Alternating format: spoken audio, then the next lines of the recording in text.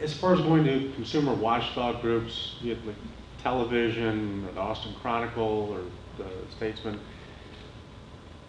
if it comes to a point where the lease is broken, my understanding from talking to some people at the Statesman and places like that is that there would be little interest in actually covering the story once it stops being a landlord-tenant, good guy, bad guy, let's say, situation. We don't want this to be or feel like a concerted effort from the center to put pressure on the landlord. Because again, I think that could cause the landlord to dig his heels in and just stop negotiating.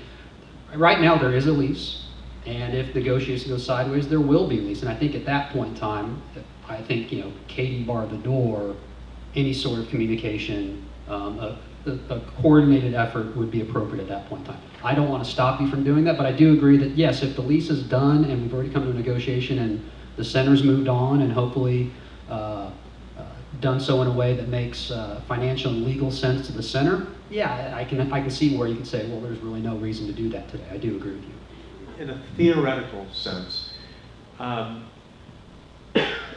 wouldn't it be fairly powerful if you could get someone like from the Statesman or a local news station involved in something that is ongoing when there's clearly, the way I see it, there's clearly a breach of contract, nuisance, all this kind of stuff that's coming from the landlord's end. I guess the frustration is that if it was a 50-50 disagreement and you could say that the truth could easily lie on one side or the other, that would be one thing. But the fact that this feels like a bit of a bullying landslide sort of situation, isn't that what these advocacy groups are for? I think one of the first things I said was, okay, Monday morning, I think I met Hope on a Thursday. Yes. And I was immediately ready, Monday morning, let's go file a TRO and get the stop, get them shut down. About the same time I was having that, okay, we're getting the lawsuit drafted over the weekend, get it filed. There was actually some traction gained with the landlord, I felt like, in negotiation, i.e. essentially hopefully letting the center out of the lease, and the center can then move on. So that has happened, and that's why I think from that standpoint, we've kind of ramped back a little bit of the, I guess, aggressiveness, for lack of a better term, because I feel like the landlord's at the table, which will end up hopefully being a good result for the center and allow the center to move on. I agree with you 100%, and my gut is that yes, we should do that, but I'm trying to think rationally, I'm trying to keep the landlord at the table. If the Statesman or some advocacy group came to me to talk to them, obviously we deal with that accordingly and act accordingly. What the $12,000 that Hope mentioned, does the landlord have any responsibility for paying for that? I was pushing the issue of the smoke as the deal breaker, trying to press the urgency of the reality of what's going on. Now, I realize Mr. Laney is an owner and he's very far removed from the consequences of his decisions here. We're all in the trenches, your mom, your kids. We know it's happening, we know it's real, but denial and not wanting to accept the information that I present is kind of a human response. So anything, things went badly. That's when Michael, any kind of thing and my husband was in that meeting as well.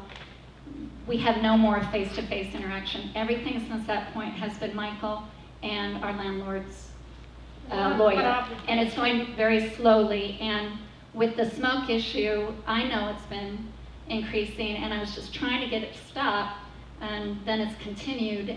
Our verbal agreements didn't hold, so it's really now due process and legal process is a slower process, wouldn't you say? So yeah. So the landlord's lawyer has told me he has been told from the landlord that there have been steps to take care to remedy the smoke problem, which involves raising the stacks. I don't know if that's happened today. I would wager I walked up here this evening and it smelled like smoke at the front door. Well, yeah. So I don't think they've done it. To answer your question, potentially yes, the landlord could, if Hope were to put the money in, we could make the argument that that's a remedy that the landlord should have done, and the landlord should ultimately be responsible for that. my gut is where they're at today is they're going to dig their heels in and fight, say, no, that's not our responsibility, et cetera, et cetera. They're clearly, others are still working, they need to shut it down. He said, hey, well, I'm taking steps with the client to have that done. Obviously, nothing has been done. We've been told, the host's been told numerous times it's been done. I've been told, the lawyer says, you know, I'm advising my client to do it. Obviously, it's not happening. So to answer your question, yes, I think there's potential liability on the Goodnight bar as well. Mr. Goodnight, the landlord asked me not to speak to Mr. Goodnight. Actually, it was Brad Kidd, back in October, to let them deal with everything. So I haven't. And then I saw him last Friday. I'm not sure, but he said, because I said, how much do you know what's going on over here? And he really didn't know much. But he said he would get that stacked up higher this week. So we saw some people climbing the ladder yesterday, was it, Lainey? But I'm going to tell you what our guy said, Doug Garrett. That's a good thing. That should have been the first thing tried. That should have been the very first thing tried, because the smoke was venting. You guys see those brown things? We have a flat roof, and then there's this tall 4-foot, 6-foot thing up there. So their vent is underneath that, okay? So when it's venting the wood, and our units are underneath that, so especially on no air days, the smoke just pulls. There's nothing moving, and it just pulls up. On windy days, of course, it just blows. So it should have been the first thing tried. In our April 25th meeting, Brad Kidd, the landlord, said, why wasn't it done? And Brad said, you asked for it not to be seen from the road. People have their reasons.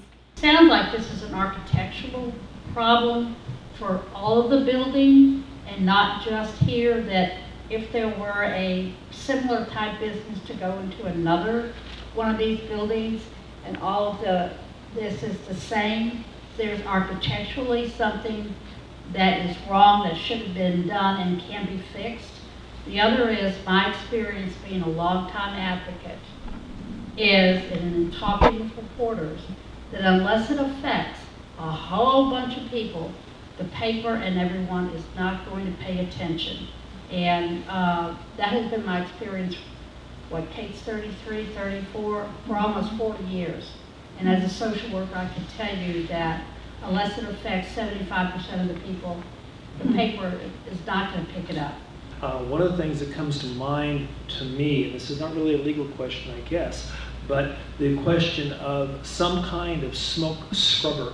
There should be, you know, some kind of rooftop mountable smoke scrubber that could literally scrub smoke from a rooftop. I don't have any personal knowledge of that, but this is not, and as you mentioned, this is not an unusual sorts of thing. How many different places in town do we have a wood-fired pizza oven? I mean, you know, there are lots of them.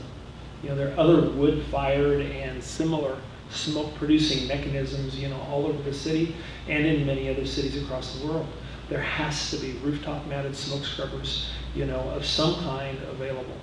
I haven't had anybody explain to me exactly how that works. If you look at his report, since you know that. I doubt I would. I've never had any experience with rooftop smoke scrubbers. Just look at it. Just look at it. There's some filtering filtering thing in there, and I'm like, so would that be attached? There's still more questions I have with Dr. Corsi and everybody, but we know it's the right decision right now to close that, because still all of that's going to take time. All that system, finding the money, everything for us to do it. There was no quick answer, you know, as quick as shutting down and getting air samples tests to know what's in there and next step.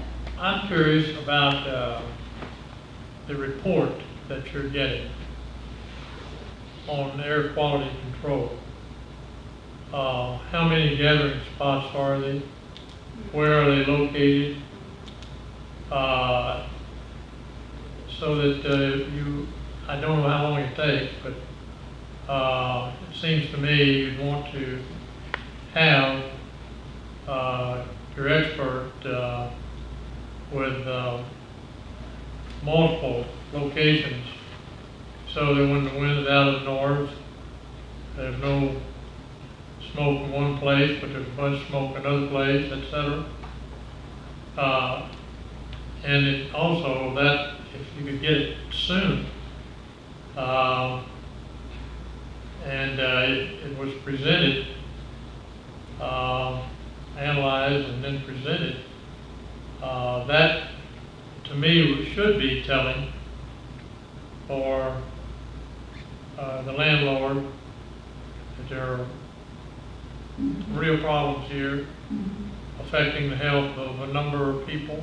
I can't remember the name of the company, unless the ECI, Hollis is gathering data, and it has to be done in specific ways. You're right, they're going to take multiple samples.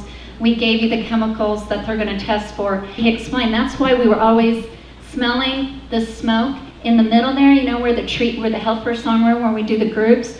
Whereas when we're in our offices and we're in the individual treatment rooms, our eyes burn and stuff, we don't smell it, so we didn't know it was coming in. And then, you know, so we couldn't really respond until after we've already been exposed. But he showed me how the whole building was vented, that it all tends, what are those called, Kenton? The intakes are all in one little section of our building. The returns. The returns. And the they're returns. mainly in the large room. And, Yeah. there's a few that go down the hallway towards the back. Yeah. But those being, all the air is normally going to pool to that area as it goes back into the system and it gets recycled. The problem of setting up another center, the kind of money I know they had to put into this center to get everything, you know, air quality wise and, you know, acoustically sound, there's an enormous amount of money. My concern is that if there is a legal remedy that gets Hope out of the lease, and obviously it would be done to as well as you can possibly do it, my concern is that it now leaves Hope in a situation where she's out of her lease, but there's no money to go into creating a new center that is as good as this one. The landlord today, if he had his druthers, would let the center out, because I would wager that the center thinks, the shopping center, not the center, it's not CFMT, thinks that Hope's a big pain in the lower posterior.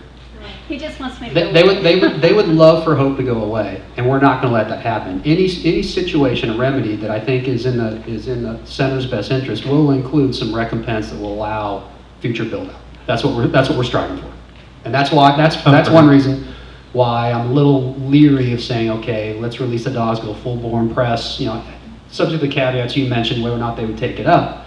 I'm trying to keep the landlord at the table to see if we can get that to happen. And I've got a feeling that it may, I can't guarantee it, but it seems to me like there's at least some thought along that line. The suspicious and cynical part of me the other day was wondering if perhaps the Good Night would like to have a little bit more space and some of the hold back and not move forward on some very simple things like raising a stack. When I had a roofing company, you know, $300 in a half day, done. You know, that's just super low tech, you know, and help anyway. But I looked at the holdback and why in the world would they? And then I drive by, you know, the Good Night in the evening and I go, my gosh, they've filled the entire parking lot. They're swamping the entire area. They are very successful in terms of filling their space with people paying for their services. Maybe they want some more space. And maybe there's some kind of lever inside there for somebody to write a check. You need more space? Give me a check. We'll go find space. I just can't thank you enough for asking these questions, for being involved, for, you know, life, you have a plan, just laugh. I mean, but you guys, you give us the reason, the meaning, the purpose, being in your lives, the center's main goal. We're a healthcare business.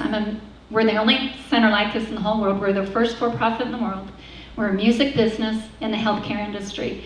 We have a very different culture, which is why we all love it so much. All of us belong here, and we're like my husband being in the military culture, we serve. So you have to realize we're so, all of us, geared toward that. So you would put your life at risk, you know, to remove somebody from harm. We always do that as healthcare providers. It's just bar none. There's no lawyer needed. There's no hammer needed. There's no bottom line that ever takes precedent over that. That's our culture.